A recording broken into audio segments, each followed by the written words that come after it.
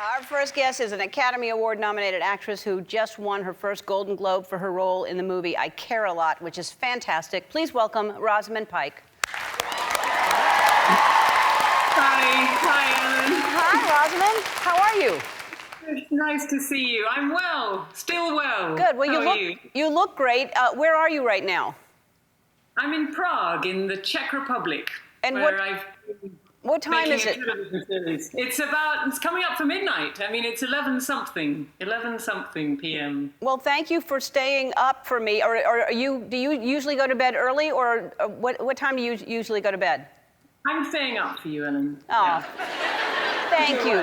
I appreciate it. And you're fantastic in the movie. Congratulations on the Golden Globe win. Congratulations on that.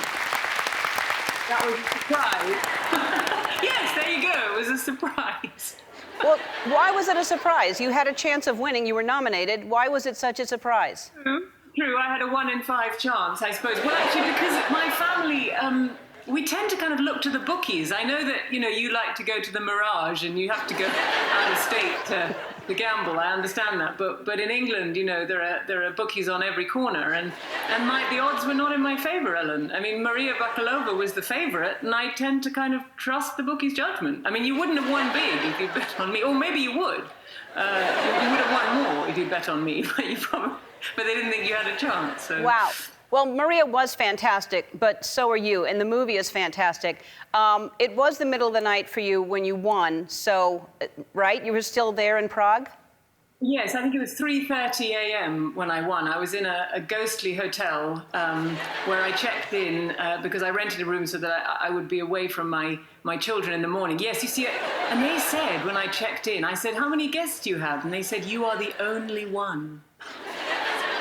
Oh my God, that would be so scary though to be the only one. Why would nobody be in a hotel? I mean, it was completely empty?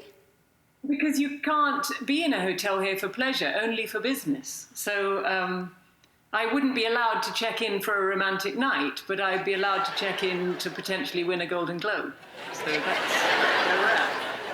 Interesting. Well, that's what we all have to say when we go to... business, not pleasure, you see. Whereas if I argued that there was a pleasure element, that I wouldn't have been allowed to have the room. Exactly. But had you lost, then it wouldn't have been pleasure at all, so... No, it would have been purely business. And, right. And in fact, they could have really, once I won, maybe I was supposed to leave, because the pleasure kicked in. Did you stay and celebrate by yourself?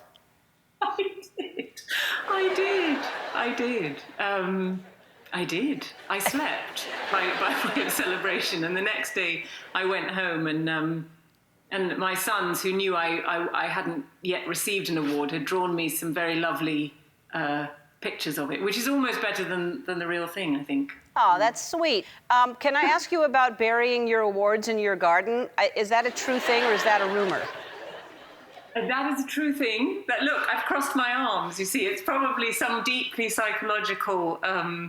If you've got any psychiatrists or therapists in your audience, maybe they'll say that it's sort of probably some deep lying imposter syndrome. Yes, I just find it an uneasy thing to display any award in your home, because how do people interact with them when they come home? Do they say, "Oh wow, look, those are your awards"? I think it's awkward, so I bury them in the garden with a little bit showing up, so you could, have an enticing glimpse of a hand, or maybe I can't really think what they have now, a crown or the globe, maybe.